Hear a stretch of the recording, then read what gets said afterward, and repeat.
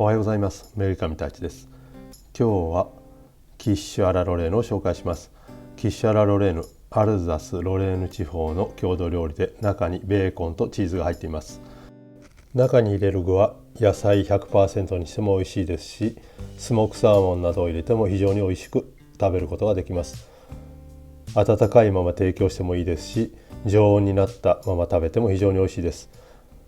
これをピクニックに持ってったりしたら非常に喜ばれる美味しいキッシュ・アラ・ロレーヌ、一緒に作っていきましょう。まず最初に生地から作っていきます。今回紹介する生地はパータフォンセといって、シンプルに粉、バター、水、塩だけの生地になります。もちろんこの代わりにパータフィーテ、パイ生地などを使っても非常に美味しいですし、好みでパートを変えてください。今回はパータフォンセを作っていきます。まずよく冷えたバターをキューブに切ります。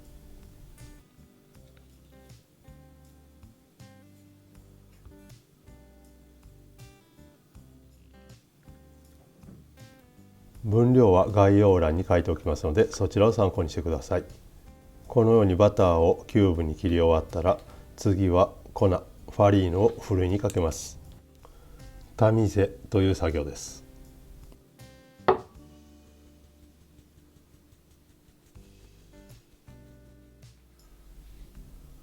タミゼできたら、そこに分量の塩を入れて、真ん中に穴を開けて、先ほど切ったバターを入れて、これからサブレ状にしていきます。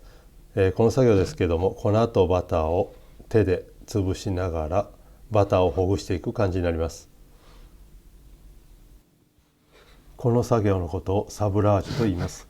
直訳すると、砂のようにサラサラにするという意味です。このように冷たいバターと粉を合わせて砂のようにサラサラにしていきます。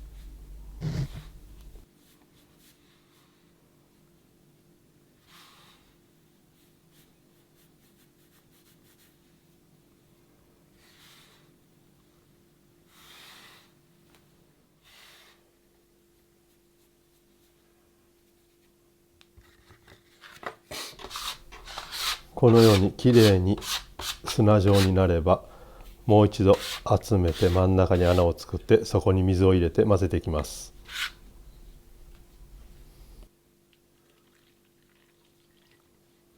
くぼみに水を入れたら、内側から崩して水と粉とバターを混ぜていきます。混ぜるときはこのようにカードを使った方が混ぜやすいです。カードで周りから粉を集めてきて上に置いて、あと片方の手で押すという作業を繰り返しながら混ぜていきます。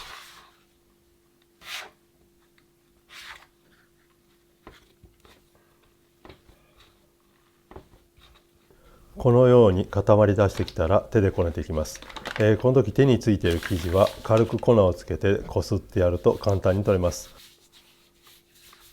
この後手でこねていきます。この時台についている生地、あとカードについている生地はきれいに取って一塊にしてこねていきます。この時こねすぎてしまうとグルテンが出すぎて縮む原因になりますし、こねなさすぎても今度割れる原因になります。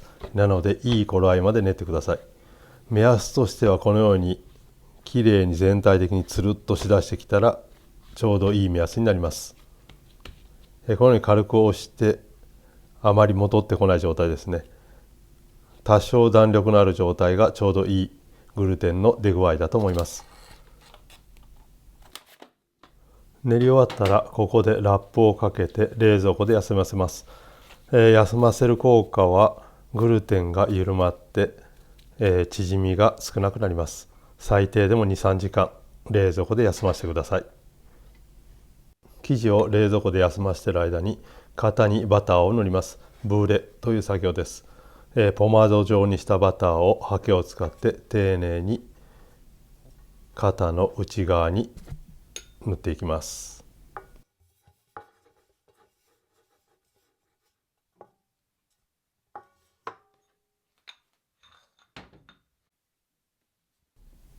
3時間冷蔵庫で休ませたので、ここで伸ばしていきます。今回紹介したルセットはだいたい22、3センチのタルト型2個分になります。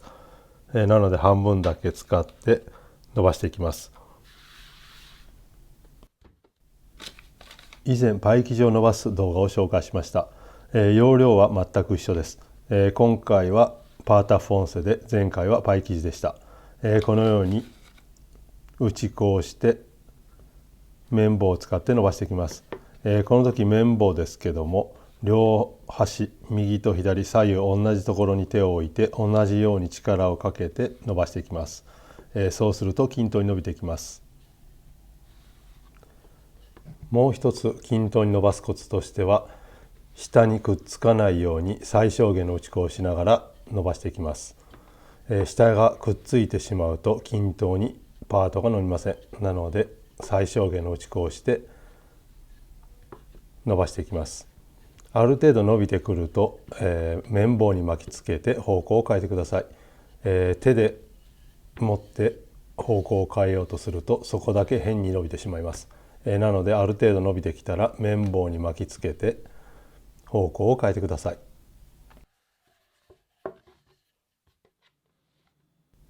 厚さ 2、3 ミリまで伸ばせたらこれで完成です。それでは先ほどきれいにブーレした型にシュミゼという作業をしていきます。シュミゼという作業は伸ばした生地をきれいに敷いて並べることを言います。生地を先ほどブーレした型の上にこのようにたるましながら乗せていきます。ここで外側からパートを内側にたるましてきて、指の背の部分を使って隅にきっちりとパートを入れていきます。ここでポイントですけども、伸ばした時点でもし、パートが柔らかくなっているようでしたら冷蔵庫に入れて一旦休ませて硬くしてからこの作業をしてください。柔らかすぎると、非常にやりにくいです。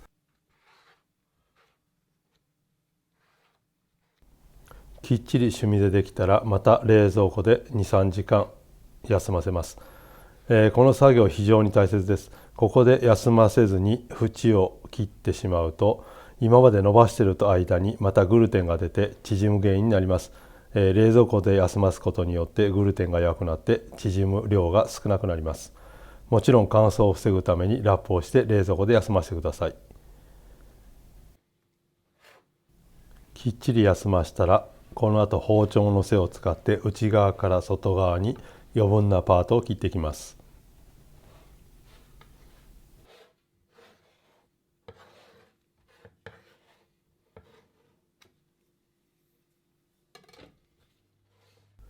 それでは空焼きしていきます。空焼きするためにまずクッキングシートを使って丸く抜いた紙をタルトの内側に貼ります。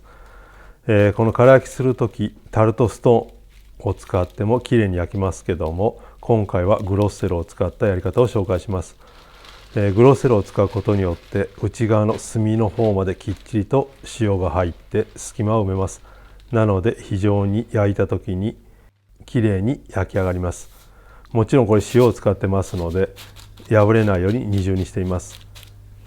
この焼いた後の塩、もちろん普通に料理に使えますので、捨てずに置いておいてください。このように内側の隅の方まで角の方まできっちりと塩を敷き詰めます。それでは170度のオーブンに入れて空焼きしていきます。30分経ったのでオーブンから出します。だいぶ表面が焼けていますので、ここで重りにしていたグロッセロを取り外します。こぼさないように注意してください。また底の部分が火が完全に入っていませんので、もう一度170度のオーブンに入れてきっちりと空焼きしていきます。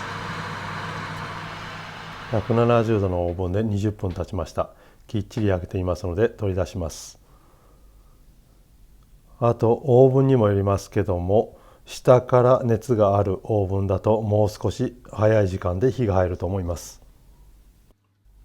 生地の準備ができたので次は中に入れる具を用意します。このベーコンもし皮がついていたら皮は外してください。それとこの軟骨の部分も取り外します。ベーコンはバタネに切った後、下茹でしてバターでソテーします。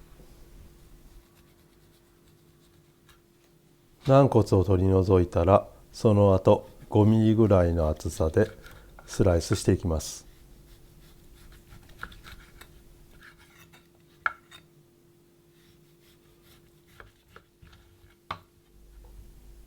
この後5ミリの幅に切って、ベーコンはバタネに切っていきます。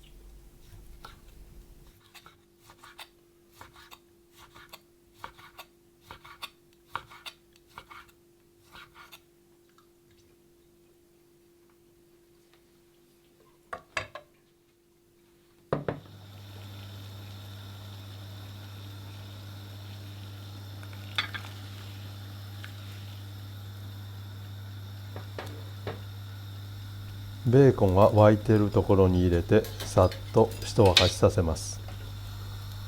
その後ざるにあげて、そのままバターでソテーしていきます。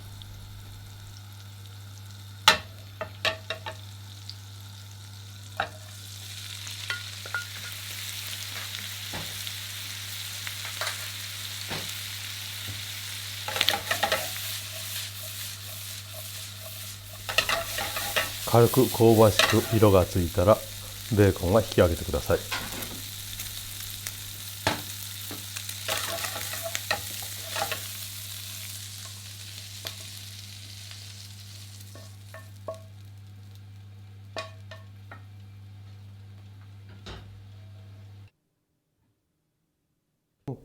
今回用意するフロマージュラペ、チーズのおろしたものはコンテチーズを使います。もちろんこの代わりにパルメジャーノチーズ、エメンタール、グリエールなどを入れても非常に美味しくできると思います。好みでシェーブルなんかを入れても美味しいですので試してみてください。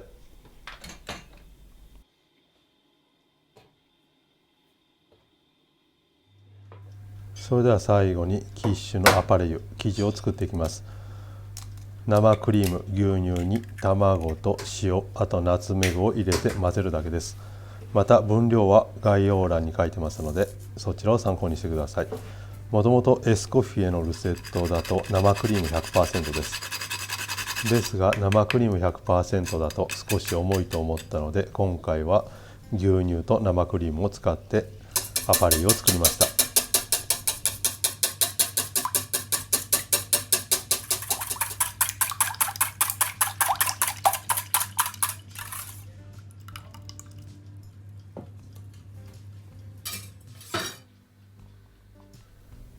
それではキッシュアラロレーヌ仕上げていきます。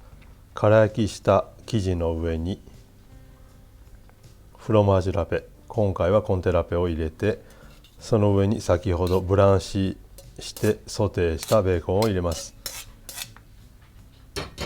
きれいに平らに並べたら、その上にもう一度チーズをかけてアパレイを流し込みます。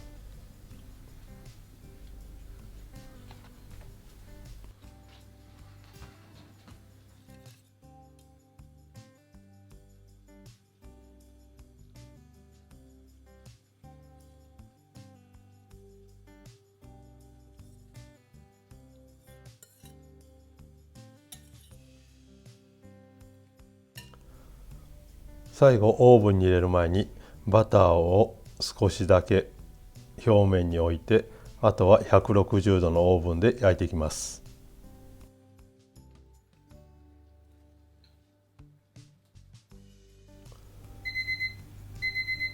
もちろんキュイソン、オーブンに入れる時間はオーブンによって変わると思いますけども、今回は160度の温度でだいたい45分火が入っています。